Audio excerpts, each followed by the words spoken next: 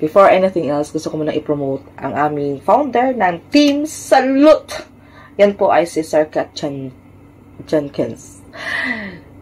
Tapos, meron pala siyang live on March 1. Yan, pabonggang papremyo sa kanyang live, guys. Na, yun, basahin nyo lang ang mechanics niya. Kung, if you are the member of Team Salute, may 1 entry ka, magpa-member ka sa kanya, may another entry. Kasi, so, pero kung hindi ka man member ng Team Salute, at magpa-member ka sa kanya, so may chance ka pa rin manalo. So, kasi pabonggang pa-premyo talagang ibibigay niya. He is a very generous founder ever na nakilala ko dito sa social media.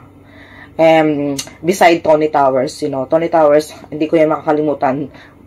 He's a good friend of mine since almost 5 years in YouTube. So, yun nga guys, no? So, yan, nakikita nyo sa wall niya. Visit lang ang channel ni Sir Kat Jenkins.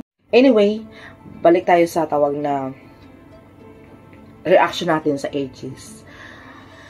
This morning, pagkagising ko, cellphone ka agad. Tapos, nabasa ko yung post, ang shared post ni Ma'am Leia. Si Ma'am Leia ay best friend niya ni Idol Mercy. Isa yan sa nag-alaga sa kanya sa may hospital, doon sa may Amerika. Siya yung kasama ni Idol Mercy. May nag-post kasi siguro is one of the agent na yung bahay ni Idol Mercy, yun nga ay binibenta na. Noong una, talagang chinek ko muna lahat-lahat. Yung detalye ng bahay, tapos yung mga comments. Doon ko na confirm talagang bahay nga ni Idol Mercy ang binibenta.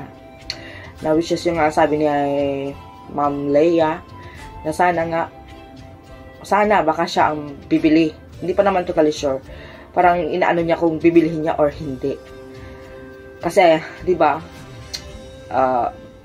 grabe kasi pagmamahal ni Ma'am Leia dyan kay Idol Mercy. So, yun pinag-iisipan pa niya, pinapapray ko niya kung bibilihin niya yung bahay na yun.